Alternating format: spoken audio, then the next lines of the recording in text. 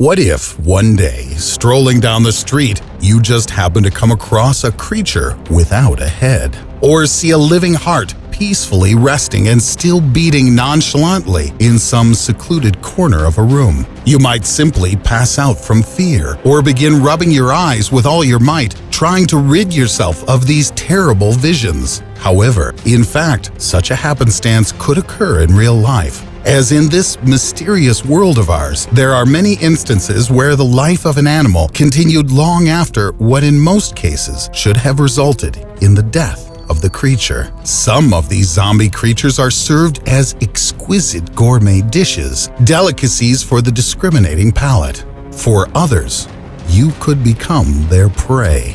Here will be presented a few stories that will simply astonish you. But in order not to frighten you too much from the start, I will begin with something a little more innocuous. Our first example, something called odoridon. No, this is not the name of some exotic animal, but a Japanese dish, also known as the dancing squid. When you order this delicacy, a freshly prepared and of course already dead example of this sea creature will be served at your table. But what's so special about this, you may ask? The whole thing is served in soy sauce, which the dish absolutely relies on. Upon pouring the soy sauce over the squid, he will immediately begin squirming and shimmying, performing a real dance of death on the plate.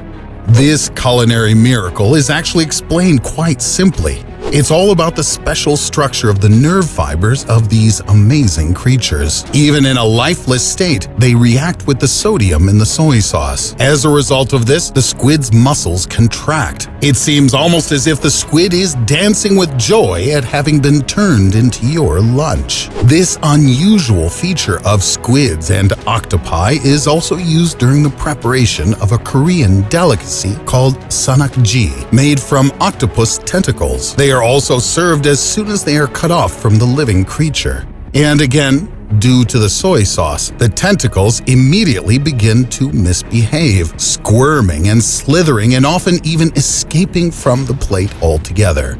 The extremities of an octopus can live apart from the body for up to an hour and are able to keep moving even in the chewing mouth of lovers of this delicacy.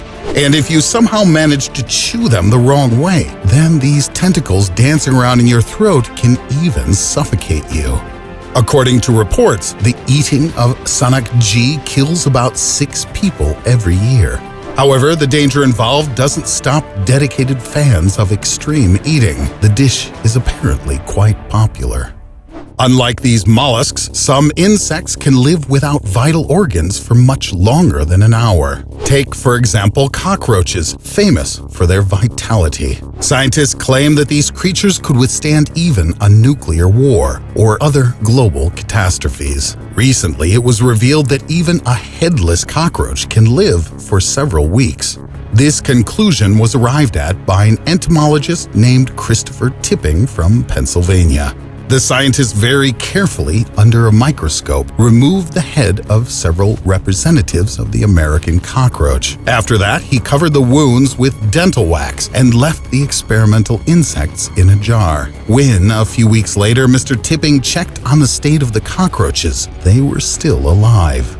The researcher explains this phenomenon by the fact that as the insects do not have a terribly extensive network of blood vessels, the delivery of oxygen and nutrients to important organs in the absence of their head isn't a particularly difficult task. When the cockroach's head is cut off, the blood vessels clog in the vessels in the neck. As a result, no fatal bleeding occurs, or the normally associated catastrophic decrease in blood pressure. It's also important that cockroaches breathe not through their mouth or nose like humans, but through special spiracles. Such holes are located in the lateral parts of the abdomen of these insects, and they are also not controlled by the bug's brains. A cockroach's diet also plays a role in their incredible vitality. One meal for an individual can be enough to last them for several weeks. Of course, the decapitation of cockroaches is not the most pleasant of diversions. However, according to scientists, such cruel experiments will help us shed light on the work of neurons in the bodies of these insects, assisting us in coming closer to unraveling the mysteries of their extraordinary vitality. Researchers have conducted similar experiments on fruit flies. It turns out that they can live without a head for a few days, and not just by any means, but while still fully enjoying all the flourishes and joys of life. They continue to fly quite briskly or even just simply walk. According to the experimenters, headless fruit flies kept in an upright position even better than ordinary flies. But the most unbelievable thing of all is that the decapitated males are not averse to continuing to hit on the still normal females. Unfortunately, the winged ladies do not take the headless gentlemen seriously, regarding them rather as some kind of external foreign irritant. The fruit flies can live without a head due to the special structure of their bodies. They have a reserve brain and some other essential organs hidden in their chest. So, even without eyes, the insects can still react, for example, to a light source. Light-sensitive cells located in their kidneys continue to help them see. Upon losing their head, sometimes even larger creatures, such as toads, can still live. One such incredibly freaky creature was found by a graduate student at the University of Massachusetts, one Miss Jill Fleming. Miss Fleming found this bizarre headless toad in a forest in the state of Connecticut. He had the normal toad body and arms and legs, but instead of a head, there was only a stump, without eyes, a nose, jaws, or a tongue. Nevertheless, the amphibian actively moved about and even produced something similar to a croaking sound. This zombie toad had scientists dumbfounded and flabbergasted. Some have suggested that a genetic mutation is to blame. Jill Fleming herself believes that the toad lost his head as the result of some kind of accident. The graduate student also asked Twitter users to express their opinions after posting a video with the little headless wonder. Some suggested that hungry rats ate his head.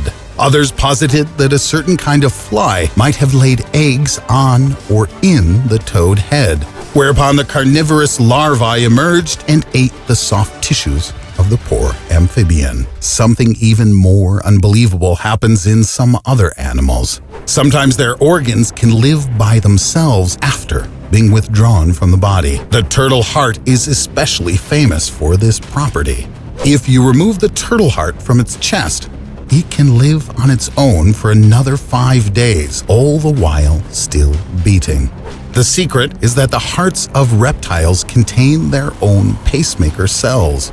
They help this organ, for a period of time, to live on even without a body attached. A beating turtle heart sans turtle. Decapitated cockroaches, flies, and toads without heads. These are all harmless little horror stories. But among these seemingly innocent creatures in God's garden, there lurk real dangerous monsters, one that can quite quickly and easily annihilate their prey.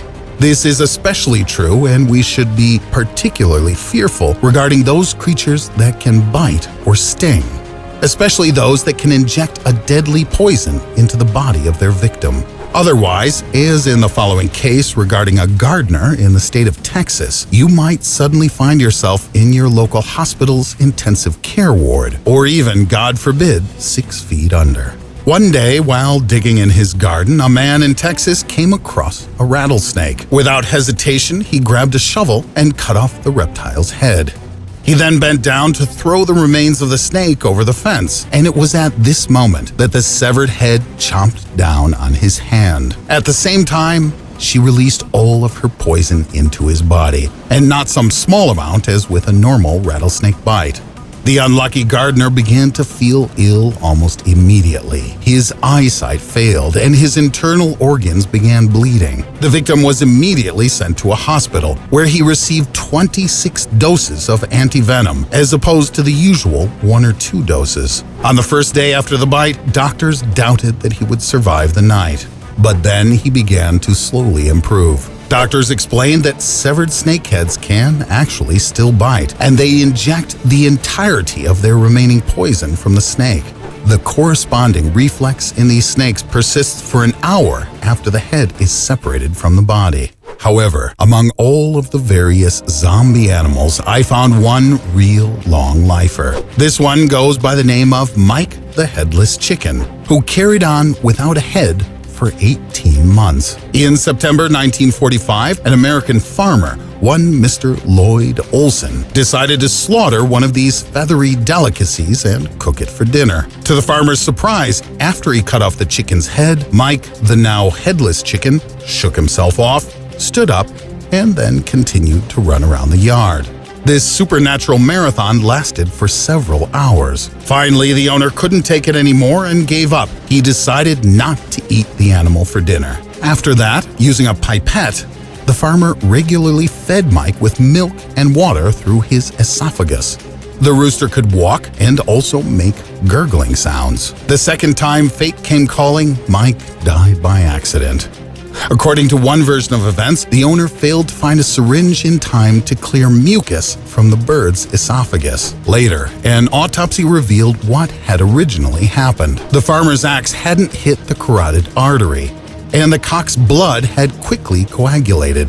This saved him from a fatal bleeding out. And since its breathing, heartbeat, and most reflexes were controlled by the brainstem, which was not affected by the axe strike, Mike could live on without the command and control tower, as it were, directing things. This ability to keep on going after what should be life-ending injuries is not the lone superpower animals possess. Other cool things our lesser brothers and sisters can do, I will relay to you in one of our future episodes. And believe me, our furred and feathered friends have some real surprises in store for us.